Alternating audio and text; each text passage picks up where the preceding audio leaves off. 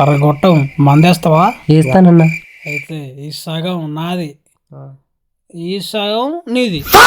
సరేనా? ఓకే అన్న.